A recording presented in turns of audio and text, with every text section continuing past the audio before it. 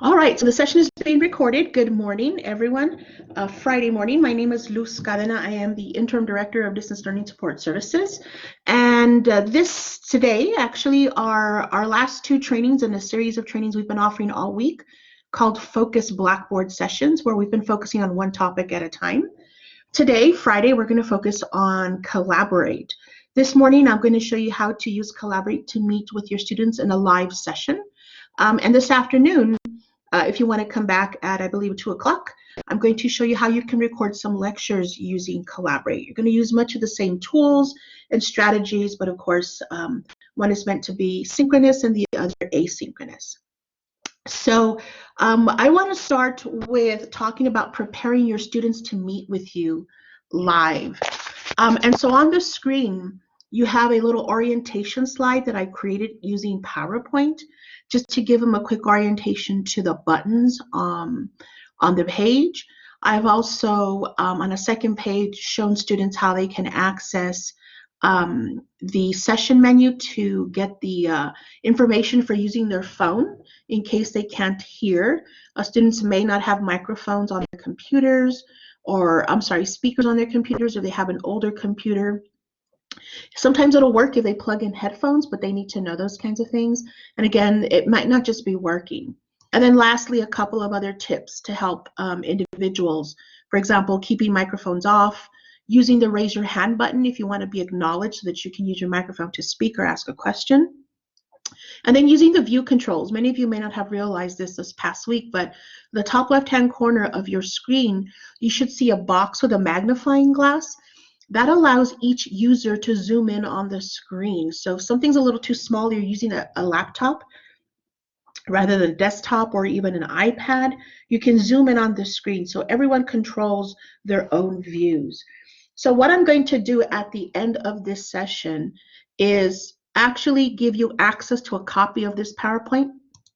The 3 slides that I'm showing you here, you can edit it and change the colors, do whatever you want, and then you can upload it to your courses when you're ready to use Collaborate with your students. So I'm going to send it to you. I've uploaded it as a PDF because it's much better, but I'm going to send it to you in PowerPoint so you can edit it, and you can save it as a PDF and use it with your courses, okay? Because my philosophy is if I can share anything with you that I can to make your job easier, I will most certainly do that, okay? All right. The other part of helping students use Collaborate is to prepare them ahead of time. So what I'm going to do now is I'm going to share my screen.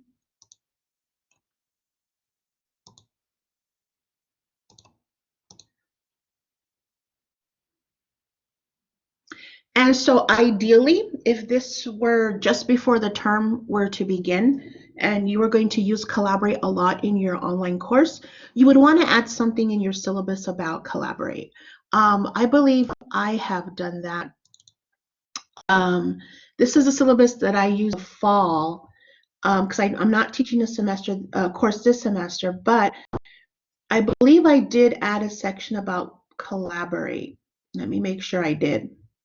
Yeah, I did actually. You see here in my syllabus, I added just a little bit of a section about Collaborate and how we were going to use it in my class. Now, this was actually a face-to-face class, but I taught on, I think it was Monday nights from 7 to like 10. So I only saw my students once a week. So I did let them know that I was going to have virtual office hours using Collaborate. So I give them a little bit of information about Collaborate here to prepare them. Now, right now, you don't have the luxury of doing this because we're rushing to get our classes online. But in the future, if you choose to use Collaborate with your online or even with your face-to-face students, it might be good practice to put something in the syllabus ahead of time so that they know that this tool is going to be something that they're going to use or that's available to them, and then provide them some information like this. So in your case right now, what you may want to do is in your course, so I'm going to use this practice, where are my practice courses?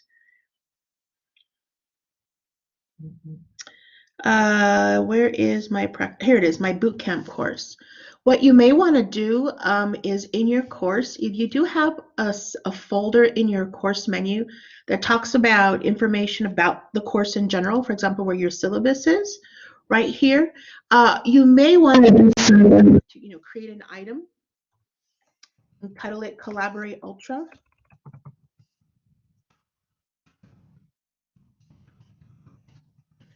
And here is where you can put information on how to use Collaborate.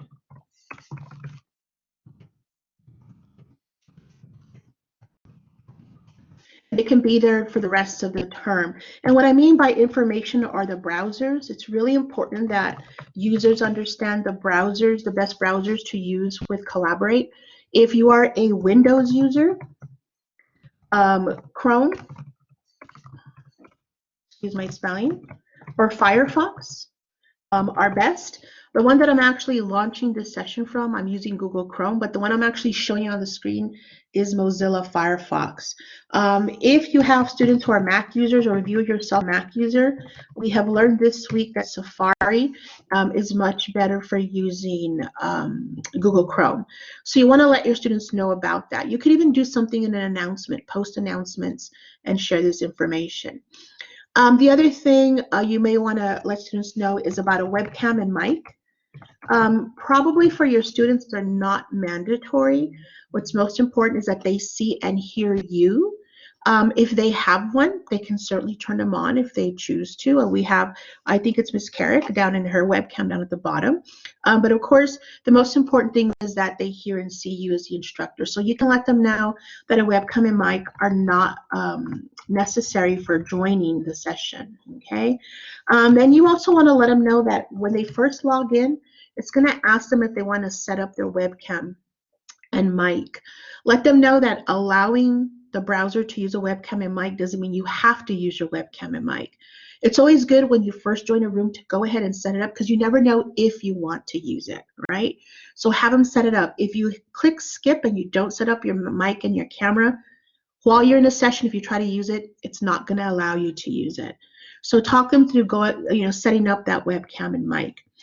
I also want to let you know that there is, if you simply Google or search Collaborate Ultra Help, one of the first things you should get is the manual, if you will, on how to use Collaborate. When you click on that one, it's going to ask you, do you need help as a participant, which is a student, or as a moderator, as an administrator, which is for us, for distance learning staff.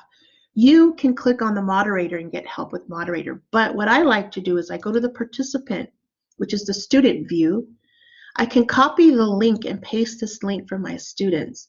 My students are pretty tech savvy and they can find their way around. What I do like to share with them is this page right here, troubleshooting. So depending on the browser, you might have different types of troubleshooting steps. So what I like to do is I copy the link up here at the top, copy, and I go back to my Blackboard. If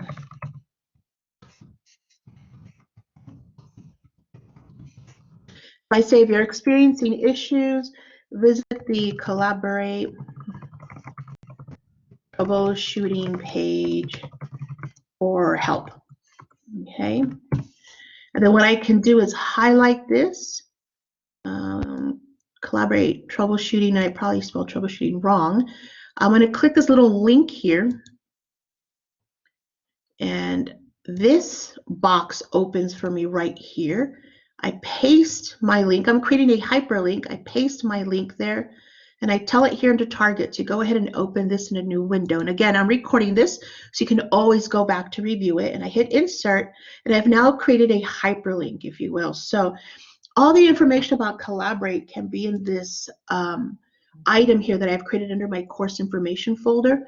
So I can always refer students back to this page if they need information, what browsers to use, how to set up their webcams and mics, and of course the help page for troubleshooting. So part of using Collaborate with students is of course preparing them for using Collaborate. It's always a good practice also to have them join the room a few minutes early. So if you want to meet with them from 9 to 9:30, let them know that you're going to be in the room at 8:50 and that you encourage them to join the room a few minutes early so you can do some sound checks, so you can work out any technical issues, so you can start right at 9 o'clock. What you don't want to do is eat into your teaching time by working out all those technical issues. So again, allowing them to join a little bit early so you can work out those issues, encouraging them to, will also be helpful. Okay, any questions so far with regarding anything I just covered? If you're doing okay, give me a thumbs up in the chat, or go ahead and paste a question or type a question in the chat, or let me know if you want to turn on your mic and you can ask your question. Okay, good, good, good.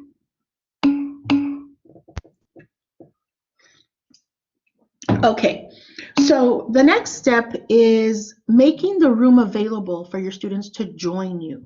Okay, so every Blackboard course has the Collaborate tool embedded inside. So how do you get to Collaborate in your course? Well, you scroll down to your course and you go to Course Tools, right? And you're going to find Blackboard Collaborate Ultra. So you're going to click on this here. When you click on it, it's going to open the Blackboard Collaborate Ultra Session Scheduler. Okay, you can create rooms, but you don't want to create too many rooms because you're going to get confused, right? So if you know up here, notice up here, every course by default has a room built for it already here. So why make things complicated? Use the room that's already there for you. Okay, but students don't have access to the Collaborate Ultra page, and they kind of shouldn't, because they'll have access, then they'll be able to create rooms, and you don't want them to do that. What you want to do is give them access to this one room. So for every room that's you create in your Collaborate, to the far right, if you follow my mouse, over here is a circle with 3 dots. In Ultra, that's the equivalent to this down arrow here to trigger a menu. In Ultra, which we'll learn about hopefully when you take Ultra training, in Ultra, it's the circle with 3 dots. That's the menu. So you notice if I hover here, it says Session Options. When I click that, I get a couple of options here in this menu. I can join the room, anonymously dial in, which you don't want to do. You can edit your settings. You can view reports, because you may not know this, but Collaborate actually keeps attendance for you. So if you're going to have them join your live sessions for participation grades or for a grade, it'll keep an attendance record for you. And I'll show you about that, and I'll show you more about that in just a moment. You can copy the guest link, or you can lock the room. Of course, you don't want to lock the room, okay? So I need to have my students join this room. Students are going to always join the room as a guest, because when students join the room as a guest, as a participant, much like you are joining my session here, you have very limited rights as a guest in my room. Because I am the moderator of the room, I have full rights. I can do everything I need to in the room, but you don't want students to have full rights and access to that room. They'll start clicking things, and they can just kind of create a mess because they're curious and they're going to click around. So what you want to do again is trigger this menu, copy the guest link. Now I need to make that link available to my students somewhere. And the best place to make it available to them is over here on the menu on the left. So how do I add something to my menu? Pop quiz. What little button do I click at the top of my menu to add something to my menu?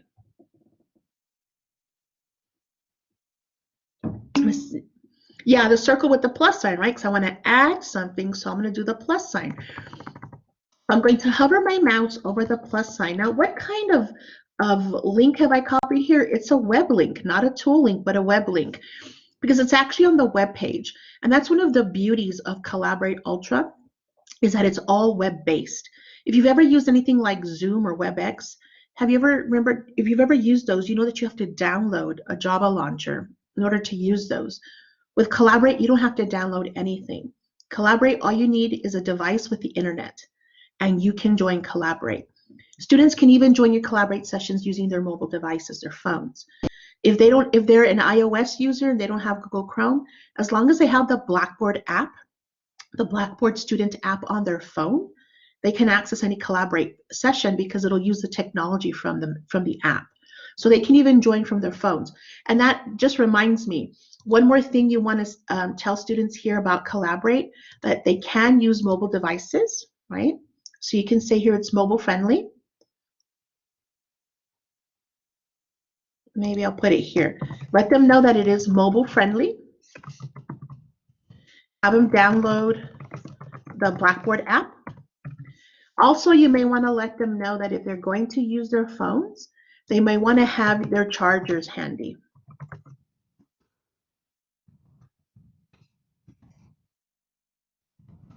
Because it can take a lot of juice from your phone using Collaborate. And so make sure they have their chargers available. You as an instructor can also launch your sessions from your mobile device. If you were in a pinch and you didn't have your laptop available, something like that, you can log into Blackboard using your phone and launch your session. It's not ideal because our phones are small, but in a pinch, if you had to, you could. Okay, so I apologize, I digressed there, but we were going to add the link to our session to our menu. So I'm going to go to plus sign and I'm going to select web link. See right here where it says URL, I'm going to paste Control V or right click paste my URL. Now I need to give this a name, this link. You can be creative here, but just make sure it's clear to students that that's your virtual office. So in my classes, I typically like to call it Cadena's virtual office. You can call it virtual meeting space, virtual classroom, whatever you want to call it, as long as it's intuitive and clear to students what it is exactly, okay? I can even say here, collaborate, right? I need to make my link available to my users or else they won't be able to access it, and I hit submit. So it adds it to the bottom of my menu. And if I have a well-organized menu, I need to put it where it fits best. And this is a communication tool, so I'm going to add it right here to communication. Be careful not to put it first on your list because the first item on your menu will set it as its home page. And if you set your virtual office as the home page, as soon as students click into your classroom, it's going to go straight into Collaborate and they won't be able to access everything else. So be very careful. So I've now created this web link, but I need to do one more thing before I proceed. If I click on this link here the way it is now, it's set to open in the same page and I've lost access to my course. Okay. So what I want to do after I add the web link is trigger the little menu right here for my web link and tell it to open in a new window. This way, when the student clicks on the link, it opens in a new tab and they can still have access to their course over here. So I like to set it to a new window. Okay.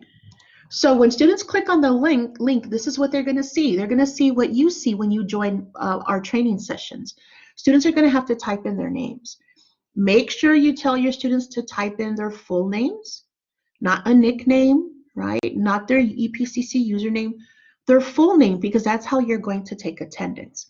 Now, if you know your students well, you've been working with them face-to-face for the past 8 weeks, and you're okay with nicknames, then go for it. But if you have large classes, you haven't quite learned all their names, or you have students with the same name, have them put their full names. And then you can, that way you can view the attendance record and you'll have their full names on that attendance record. Okay. Now I'm going to go back to my course. I've now created that link for my students. I can now post an announcement saying, hey, everybody, let's meet live together. Our class usually meets at 9 a.m. Tuesdays and Thursdays. So next Tuesday, April the 5th, 6th, 7th, let's meet at 9 a.m. via Collaborate. Click the link on the left to join. You can do something like that in the announcements. You can send them an email, you can send them a course message, or maybe all of the above. So you set up your meetings and let them know when you're going to meet. You can also let your students know that this virtual office is available office hours. If a student wants to meet with you one-on-one, or if maybe you want to hold a little bit of a tutoring session, you can let them know that you're going to be available in that room every Monday, Wednesday, and Friday, like your office hours, from 10 to 11 and then 3 to 4. If they have any questions, they can pop in during that time to ask questions. So this can also be used for your office hours or some kind of tutoring session, those kinds of things. Okay. So you're ready to meet with your students. How do you join? Well, you will not, I repeat, you will not use this link that students are using. Why? Because if you as the instructor use this link, you will also be joining the room as a participant, which means you don't have any rights in the room. You want your full rights to be able to upload a PowerPoint, to share your screen, and do all the things you need to do to teach. So you as the instructor need to remember that you will join your Collaborate session through the actual Collaborate tool, and you need to join using this one up here that says join the course room. Okay, join the course room. When I click join the course room, I, as the instructor, don't have to log in. I notice I don't have to type my name. It recognizes me. Why? Because this is my room. I don't have to sign in. This is my room. And it just logs me in as the instructor automatically. So if it's asking you to type in your name, just think to yourself for a second, you've probably clicked on the wrong link. Okay? Is it going to keep you from communicating with your students? Absolutely not. But you're not going to have the full access to all the tools that you may need. Okay, now Ms. Chavez just asked a really good question. You have two groups, can they be in the same room? Absolutely. So if you're teaching multiple sections of the exact same course, do you have to meet with each course separately? Goodness, no. If you're going to say the same thing to all of them, why not meet with all of them at the same time? So this is what you have to do. This link that I copied to this class, I'm going to go to another class. So let's say I go to this class here, and I'm going to do the exact same thing. I'm going to hit my plus sign, right? Add a web link, paste it, Cadena's Virtual Office, Collaborate, and make it available. I can do this with all my classes that are all my History 1301s or all my astronomies. And so I can meet with, instead of meeting with 25 students at a time, I can meet with 75 students at once and get that all over with in one shot, and meet with them maybe only once or twice a week as opposed to every day, because you don't necessarily want to meet with students every day. Don't forget they have other courses. Don't forget a lot of our students are parents and they have their kids at home too. They have their kids at home. So I mean, I sometimes complain because my little dog here starts barking. I can imagine if I had a gaggle of children here with me. And some of you have your children at home too right now because they can't be at school. So it can be a little tough to devote that much time online. But of course, you also have the option of recording your session. So if a student comes to you and says, I can't meet with you at that time, I have another meeting with another course, you can record the session and make those recordings available to them too. Okay, so when you're going to use the same link with multiple courses, here's what's important. You as the instructor need to join from the original course. So if I set up that original link from this room, I need to remember as the instructor that I need to join from this room. If I go to another course and join from that room, remember that's a completely different room. So just remember which room you set your original link from. Does that make sense? Everybody okay? Can I get the cool guy with the sunglasses?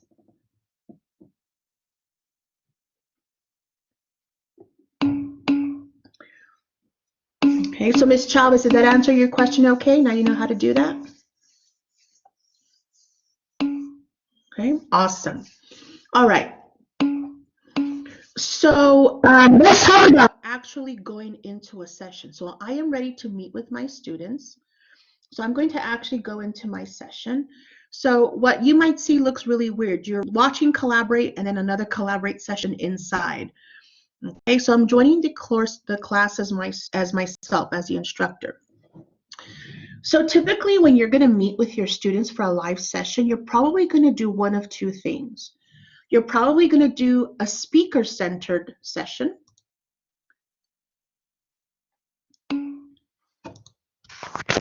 So you might be doing this, okay, where you are going to be appearing in the middle of the screen, and you see my camera's on down at the bottom of the screen.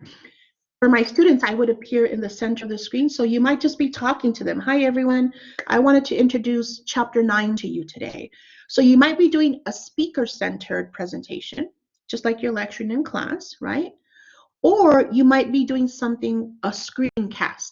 A screencast means you're going to pull something up and share it with them. Okay, so let me show you how to do that.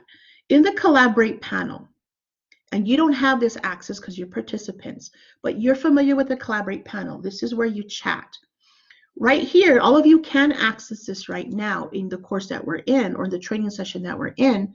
The two little avatars with a number, that is your attendee panel. That is the roster of everyone that's in your session, okay? And when a student joins your session, you have rights to make him or her a presenter. You can turn off or mute their microphone in case they've turned it on. You can even kick them out of the session if you wanted to. Okay, so again, where you click where it says attendee, that's where you get the roster of your students that are in the session. It's going to divide it by the type of access. You, as the instructor, will be included as part of that list.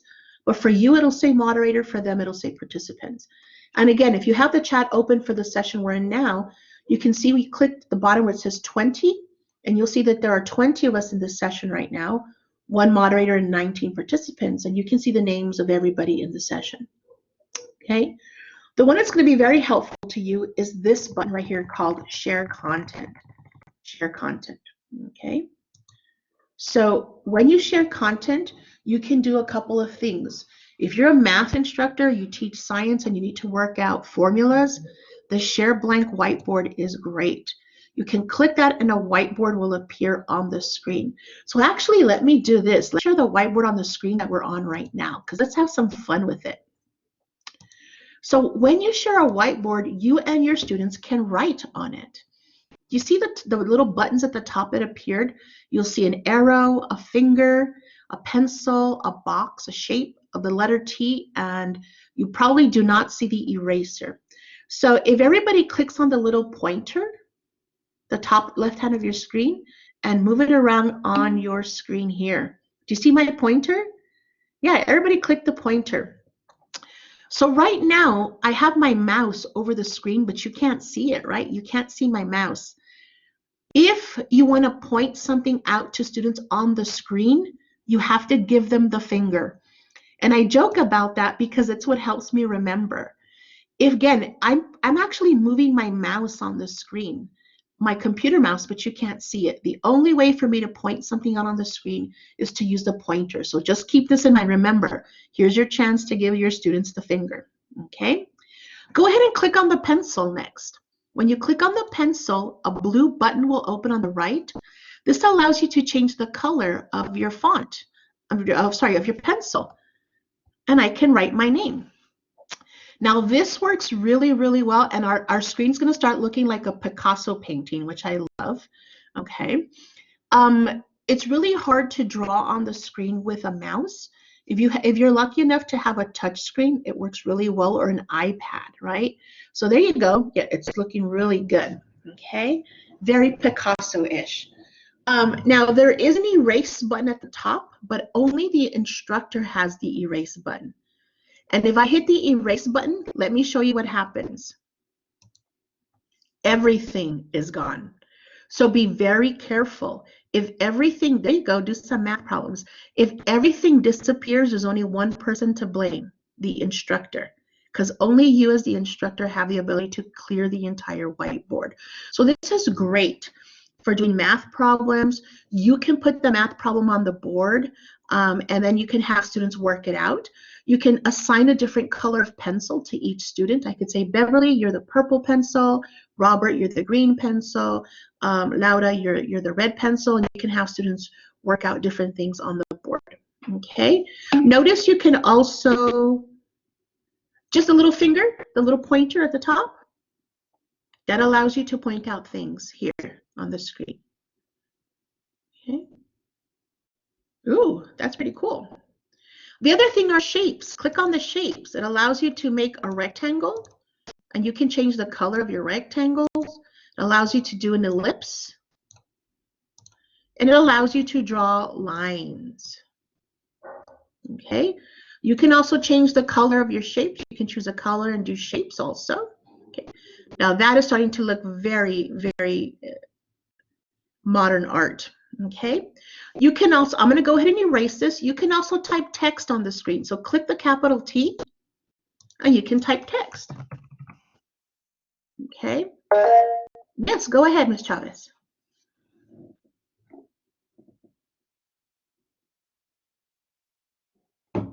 you have a question?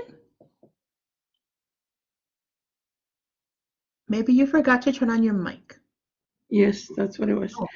Okay, if you're as an instructor moderating it, you click on the share content and that's when they can start doing this? Yes, you have to click on Share Content Whiteboard, and I'll show you again where to find it. Okay. Sure, you're welcome. So notice you can type. The bad thing about typing the text is if you move away from your box, there's no way to go and edit it. Okay, there's no way to go and edit it. Once you typed it, you've typed it. Okay. Now, do you see the little arrow, the very first icon in that menu at the top?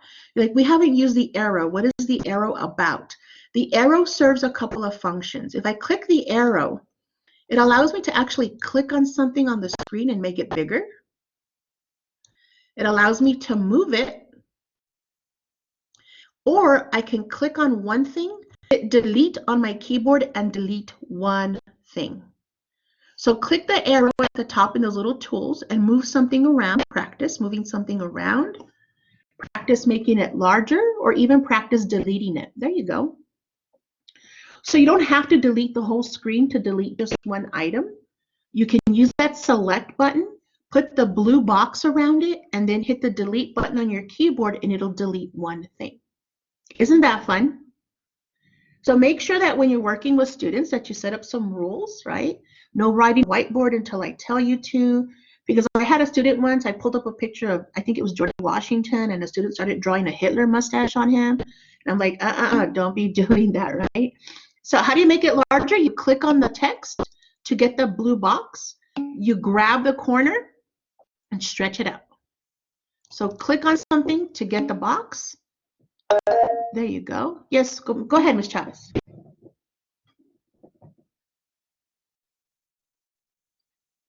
Don't forget your mic.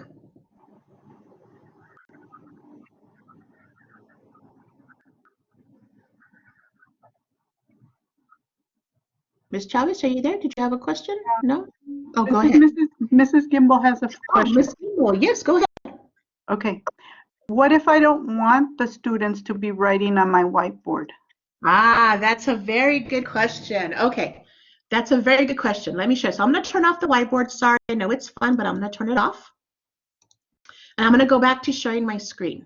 Okay. So on your screen should pop up my Collaborate where I'm the moderator. Notice there's no one else in my room. So how do you turn on the whiteboard again? Let me show you, because somebody did ask, how do I turn it on again? So when you want to share the whiteboard with your students in the session, you click that Collaborate panel open where you go to chat. You select the third option here in your little icons. It says share content. And then you see at the top, it says share blank whiteboard. I click it and it turns on.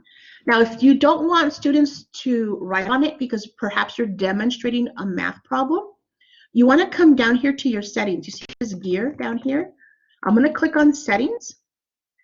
And we see where it says session settings right here. I'm going to click that open. And it says draw on whiteboard and files. I'm going to turn that off, uncheck it. And students can't write on the whiteboard anymore. Until you're ready for them to write on the whiteboard, then you can come back to your settings and turn it on and tell them, okay, now you can write on the whiteboard. Got it, Ms. Gimbel?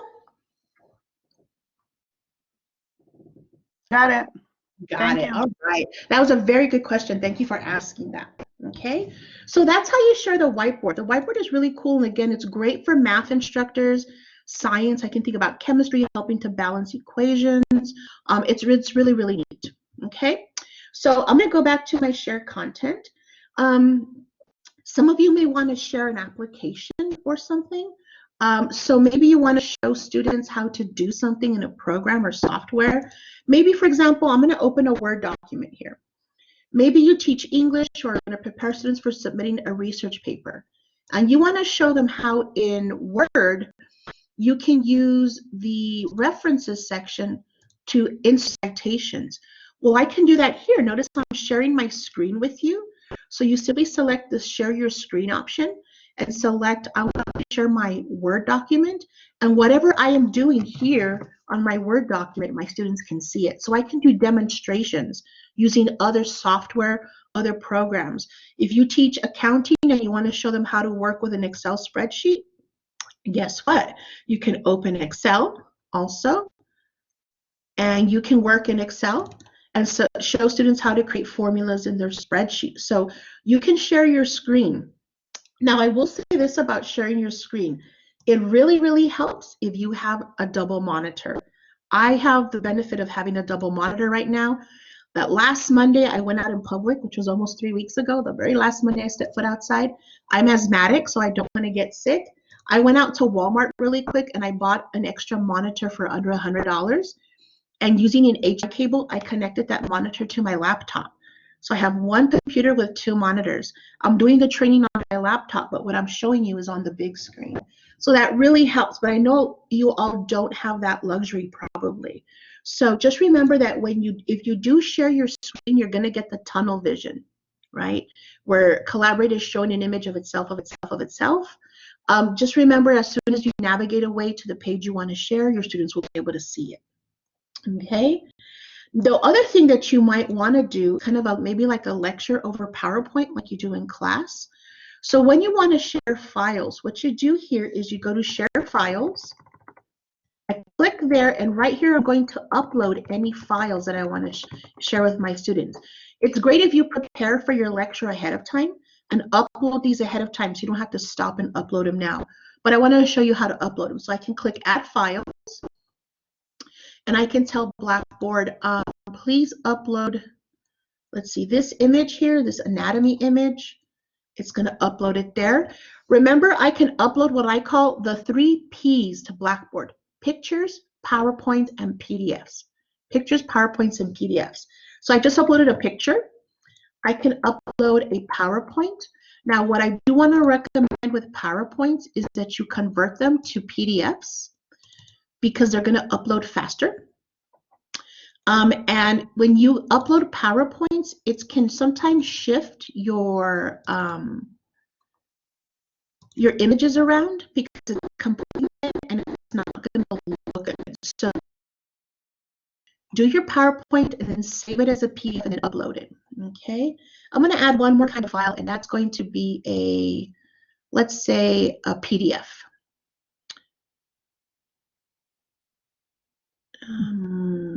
This is a PDF here of a document.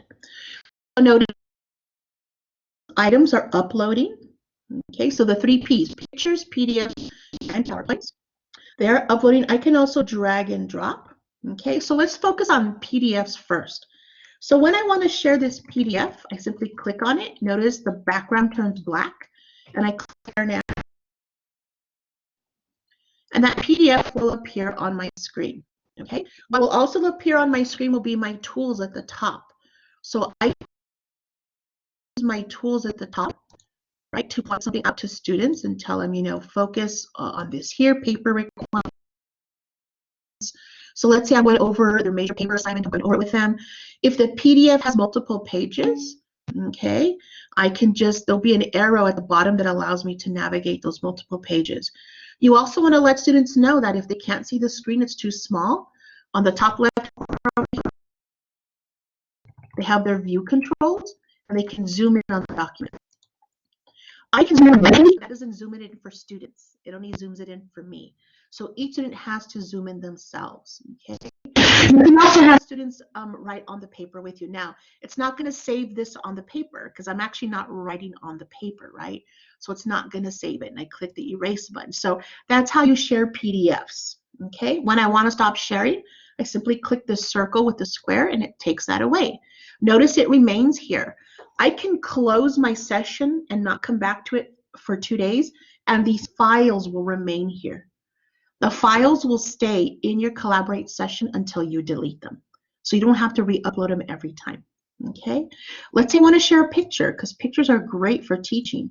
I can pull up this picture of the cell.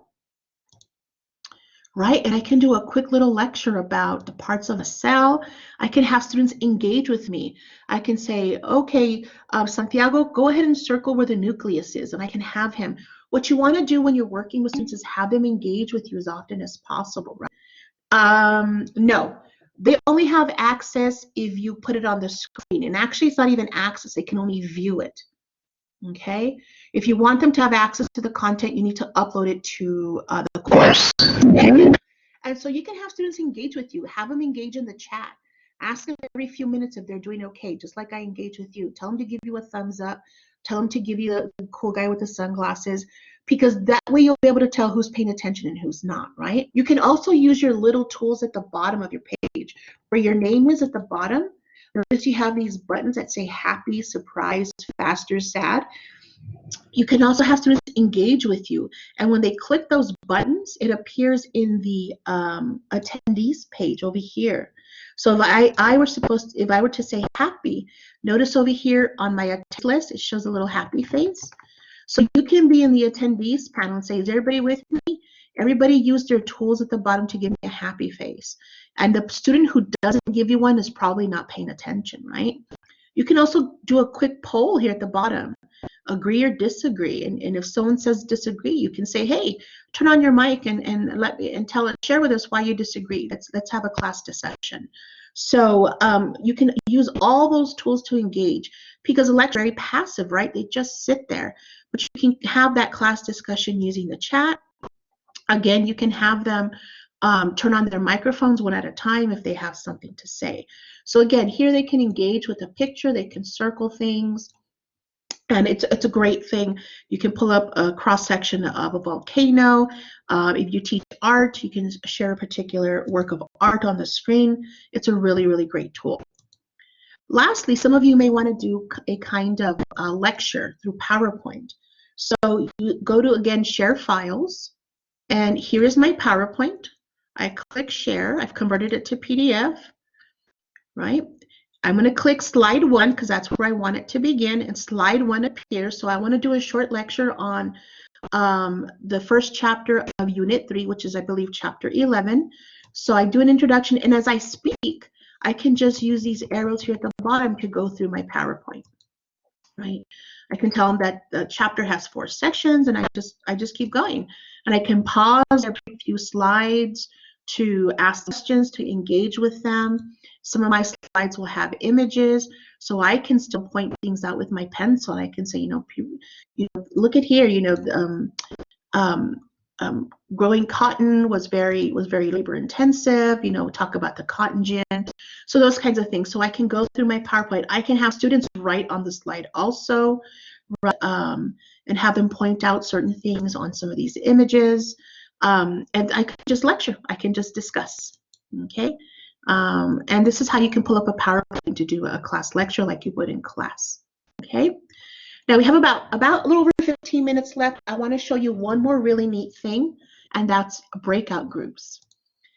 Collaborate allows you to put your students into breakout groups, in groups of 4 or 5. You can do it randomly or you can do it manually because of time, maybe just randomly. You can say, okay, everybody, I'm going to put you all in breakout groups for 10 minutes. I want you to discuss a particular topic. You can give them the topic. You launch the breakout groups. It automatically puts every student in their own group. Every group will have its own whiteboard. Every group can turn on their mic and chat. Every group can have access to their own chat. So it's like they have their own Collaborate session within a Collaborate session. And then at the end, you can set up a timer. So let me show you. Let me show you actually. So here under share content, see where it says breakout groups? I can click there. By default, there are going to be 2 groups. But if I had, like, let's say 40 students in the room, I can just say up here, it's not going to allow me. It's not going to allow me to do randomly assigned because I only have 1 student in the room. But if all of you were in this room, I could say randomly assign, and I would tell it, give me 2 groups of 10, give me 1 group of 9, give me 3 groups of 4. It depends how many students are in the room. And then I simply hit start, and it'll randomly put you in groups. So like right now, I have you all in 2 groups. Let me do 3 groups. So right now, just bear with me. I'm going to put you all in groups. Ready? I'm going to hit start. You all are going to see that you're going to go to your groups.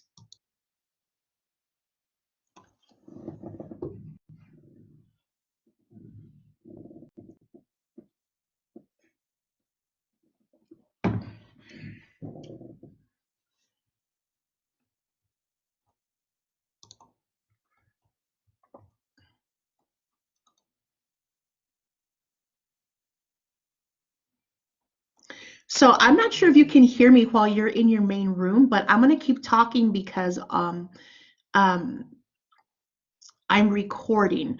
But I've just put you all in your groups. I, as the moderator, can join any group that I want to. Okay, I'm going to stop the groups now.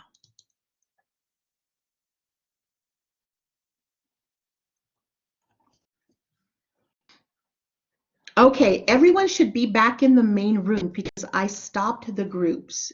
I have 2 more coming back in. So did you all see how you went to a group? Give me a thumbs up in the chat if you were put into a group.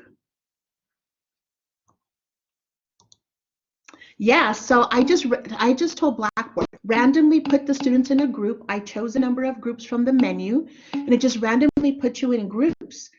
And you all had your own mini collaborate session. So I could have told you to talk. So what I could also do is notice here in collaborate, it's gone. There used to be a timer. The timer is gone. So Collaborate used to have a timer here. They've taken that out for some reason. But you can just keep time. When I'm done with the breakout groups, I simply hit stop sharing breakout groups. It'll bring everyone back to the room. And I can say, okay, group 1, who is your chosen, you would figure out that you would do it the exact same way. Click the purple button on the bottom right-hand corner to access the chat like you access it in the main room. Okay, and so you would tell them before they go in their groups, designate a presenter. That person's going to come back. Make sure that presenter has a microphone, and that person's going to come back and present your findings. Ms. Gimbel, you could give each group a math question, and they could work it out on their own whiteboard, which is really pretty cool. So if you have students in assigned groups, you're going to have to take a moment to have them all in the room and then manually drag each student to their own group. So that will take you a little bit more time, but you do have the time to do that. So you can drag them all. You can even personalize the groups if you have time. You can say this is the Wonder Woman group, right? Group 2 is Superman. Right, so you can do Wonder Woman is the best one, by the way. But so you can do group colors, or if it's an art class, they can choose an artist name. So you can give your groups names, but if you don't really have time for that, you can just keep them group 1, group 2. Again, you can tell Blackboard to, and I can't do it here because there's no one in the room, but it does tell me that I can randomly assign when I do this drop down menu. I can randomly assign them here. It's not letting me because I don't have students. You can allow students to switch groups, but I would not do that. I would not allow them to, so don't check that. And you as the moderator can jump from group to group just to check in on them. Just like you do in a face-to-face, you walk around the classroom to hear the conversation that's going on. You can have, next to each group will be the picture of a little door, and you just click that door. Let me see if it'll work here. This is what you see as a moderator. You as the moderator, you stay in the main room, okay? But you see the 2 groups over here, Wonder Woman and Superman? I'm gonna go check in on the Wonder Woman, right? No, you can't track. You have to, the only way to track is 2 ways. You as a moderator go into the room. So I am joining, notice I'm joining the Wonder Woman room. So I can peek in and listen to what they're saying. I can look at their chat. Here's their chat, right? And I say, okay, they're doing okay. Okay, so I can go back to my breakout groups and join the next room. Okay. So I can move again from room to room as the moderator. Okay, I can update. So now I'm going to go into the Superman room. So I click Superman, the little door with the arrow that goes in. And notice it tells me here that I'm moving to the Superman room. So I can see what they're saying here in the Superman room. I can even go to the chat to see what they're saying here in the chat. Okay, go back to groups. Okay.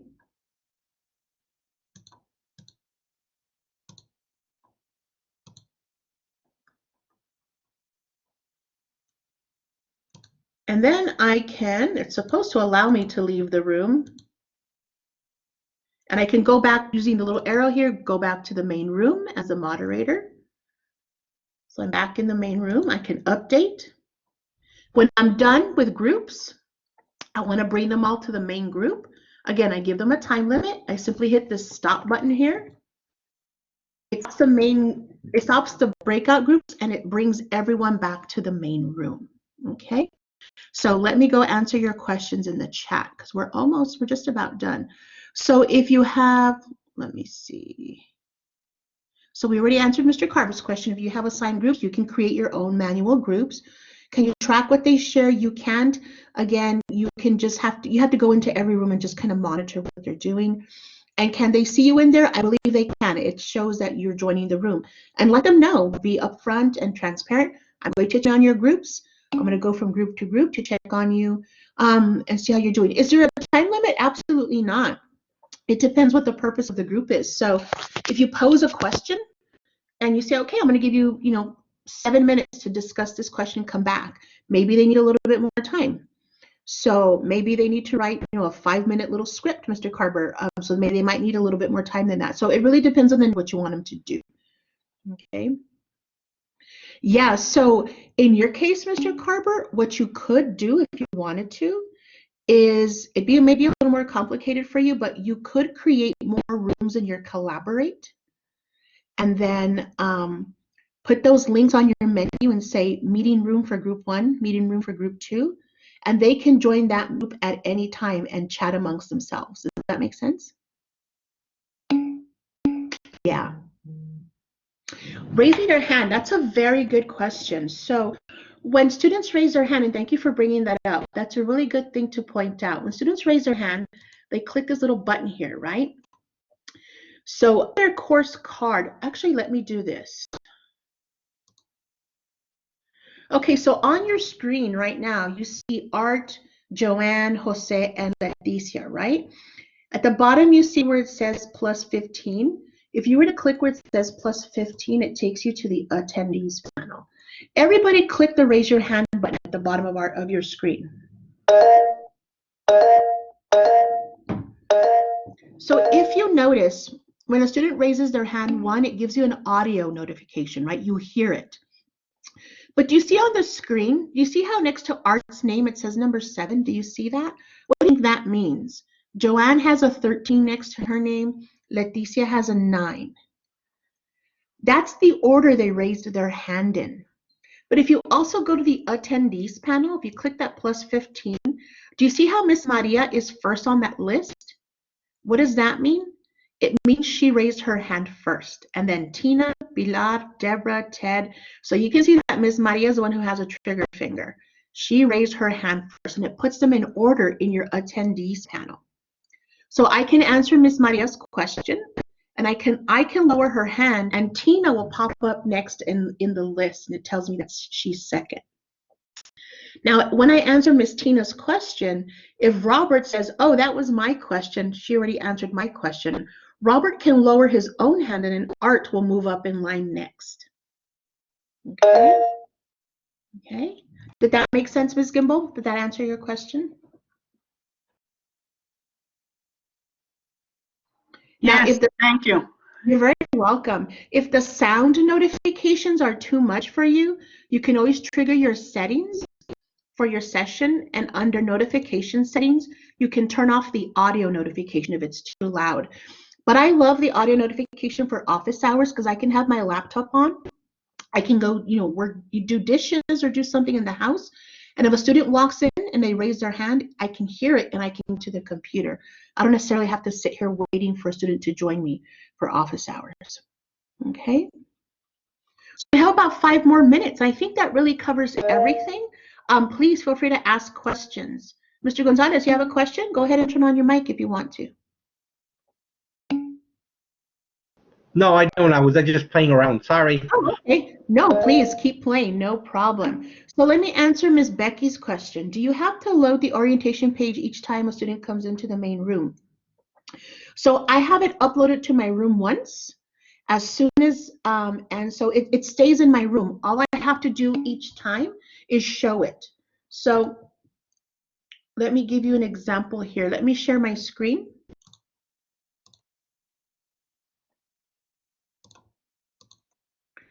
So notice how this PowerPoint, oops, let me wait till, so notice my PowerPoint is already here. So what I can do is share that orientation. Where do I have it? Here it is.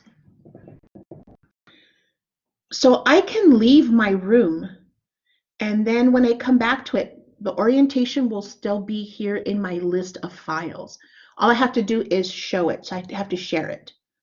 But I don't have to upload it each time. It'll stay in the room. I just have to share it each time. So I hope that answered your question, Ms. Becky. Okay. Let me see who else. Remember, each individual makes their screen larger. You have to use the tools over here on the left. They're called view controls. You yourself as the instructor can't do it. Each person has control over the view controls. Over here, they click and they hit plus sign to make it larger or minus to make it smaller. Okay. Let's see. Where did you find the share screen? Anything that I want to share on the screen is going to be here under the Collaborate panel, under Share Content, this button right here. And I can share whiteboard, I can share an application or my screen, I can share files, okay? And do students have access to the material after the session? No. So I would have to upload it. So if we're doing that lecture on chapter 11 or 9, what I would do is upload all those materials to my chapter folder. And I can say there, these are the materials we're going to use for the lecture. So I'm providing them here for you for view at a later time. Okay. Mr. Gonzalez, you have a question now? Or still practicing? Raise your hand. Okay. Mr. Finquist, go ahead.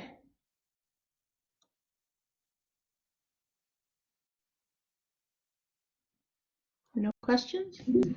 Yes, I do have a question. Yes, go ahead. How do you put your place your class in the activity stream? You don't place your class in the activity stream. The activity stream simply gives updates about the things that are happening in your classes. It does it automatically. Okay. Okay. Yes, you mean the PDF for the orientation, Mr. Finquist? Is that what you're asking about? Yes. Yes, I'll share that with you right now. Ms. Carrick, is there a benefit of Blackboard Collaborate over Zoom? I'm not very familiar with Zoom. I've used Zoom a couple of times as a participant for webinars, but I do know that for Zoom, you do have to download a player, and I think it's only a one-time download. The benefit of Collaborate is that students are more familiar with it because they use it for tutoring, and all their other instructors are using it, so it's a tool they're more familiar with. And so there's something to be said about consistency when we're using tools like this with students. So that's the benefit I would say that Collaborate has over Zoom. But I'm sure there are some really great things in Zoom that Collaborate doesn't have, but I don't know for sure. Okay. So the recording of the session, so I'm going to actually upload the recording of the session to that YouTube playlist that we've been creating for you since spring break. So all the other sessions that we had this week are already on this playlist. They're at the bottom.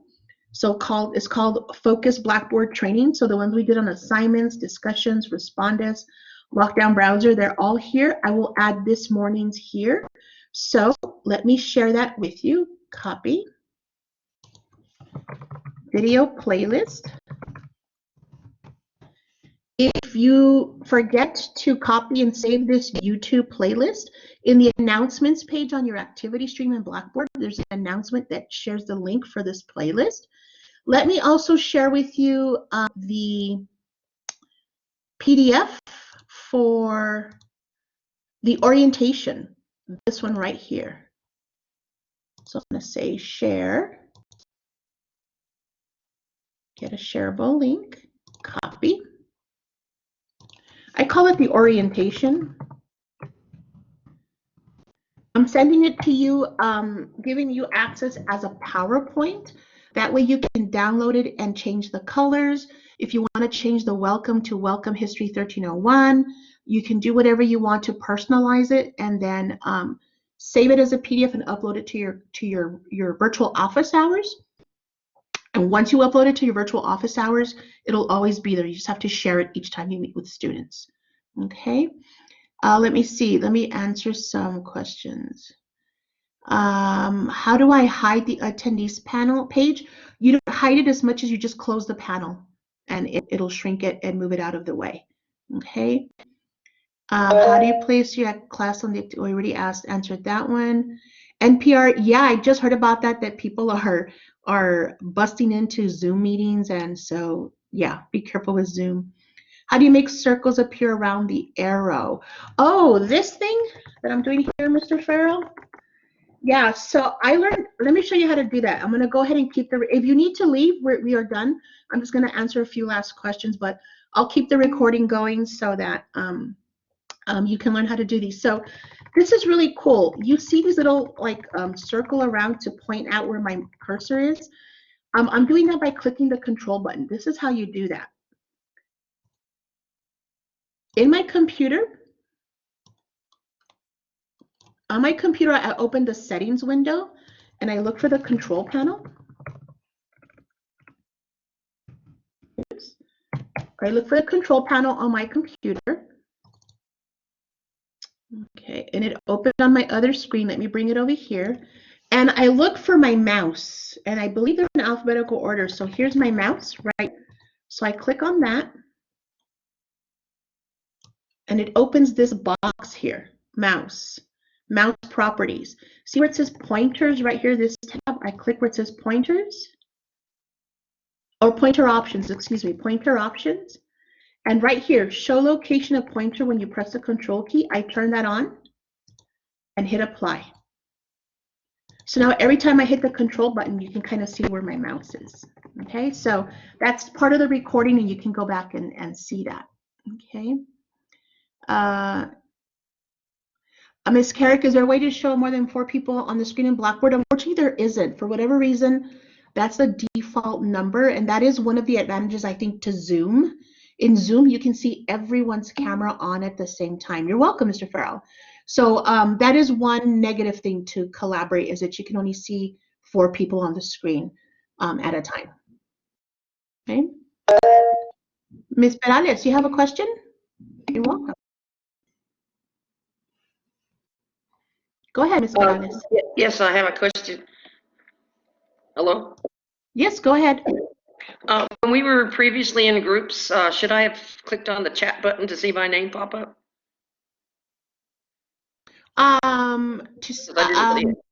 Sure. I'm not quite sure what you mean by your name pop up, but you were I in saw the 3 other names pop up in the.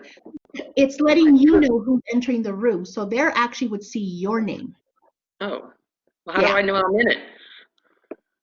Because the screen would have changed and it would have said putting you in a breakout group. Yeah, but then it came up with like 3 names, and I didn't see mine, so I don't know if I'm in it. Again, it's letting you know who else is joining your room. So they're not going to show your own name. The other participants would have seen your name pop up because it's letting them know that you're joining the room. Does that make sense? Kinda. Yeah. So you know you're in the room, so it's not going to notify you. So I would click chat, start talking to my group? Yes, ma'am. Gotcha. Thank you. Yeah. Okay, you're very welcome. Thank you all. We're done, so thank you all. This afternoon, I'm going to show you how to record. So a lot of what you learned this morning, we might review it a little bit again, but I'll give you some tips also for recording lectures for students. So thank you all. Have a great rest of the morning. And if you have questions about anything else Blackboard related, please visit the Blackboard distance learning office hours. There is staff available right now to assist you. Let me put that link available to you. Let me get that link for office hours. And Andy is there, Edie is there. I think Fabiola and Elizabeth will be joining that room soon.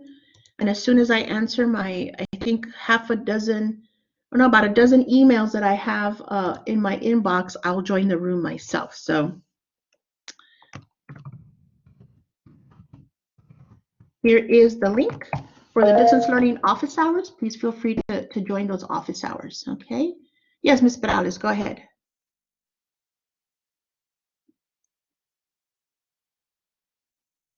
Don't forget to turn on your mic if you want to ask a question. Oh, no question? Okay, just making sure. All right, I'm going to stop recording now. Everyone have a great rest of the morning.